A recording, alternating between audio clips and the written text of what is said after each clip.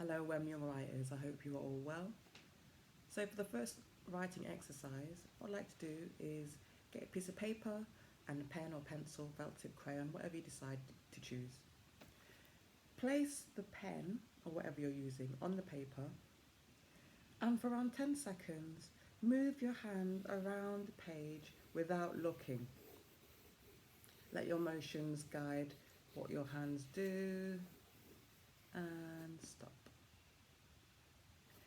Okay, so what I like to do now is to look at your image, and maybe you would like to add some features like eyes or hands or mouth or something. I'm just doing that to mine now. And yeah, feet, whatever you decide. And then give your character a name. It could be something silly or something very normal, like, I don't know, Zigzagatron or Betty. Do that to mine. Okay, so I don't know if you can see mine.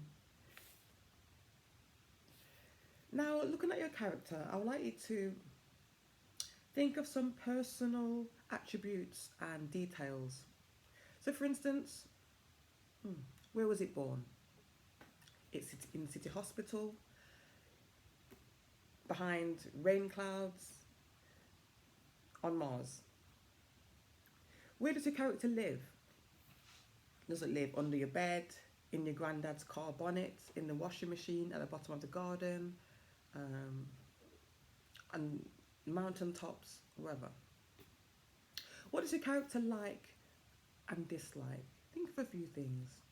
What's it like eating? What's it like doing? What does your character... next, I like to think of some positive and negative habits that your character may have. What worries your character? What abilities does it have? Is it really good at drawing or memorizing a deck of cards, or really good at tidying up maybe? Okay, so now you've gathered some information about your character. I would like to use this information and write a limerick based on the character you've just created. Now you might be asking, what is a limerick? Now is a good time to refer to the PDF that was also emailed to you to accompany this workshop, and it identifies the rules of writing a limerick. It also has these writing exercises as well for you to recap on. But I can briefly tell you what the rules of the limerick are. So it's usually a funny or silly poem of 5 lines long. The first, second and fifth line all rhyme together and have 8 or 9 syllables.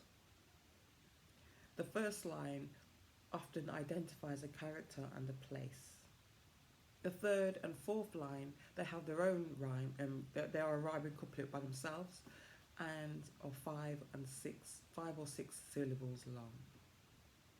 Okay, so have fun writing a limerick about your character, and yeah, have a go.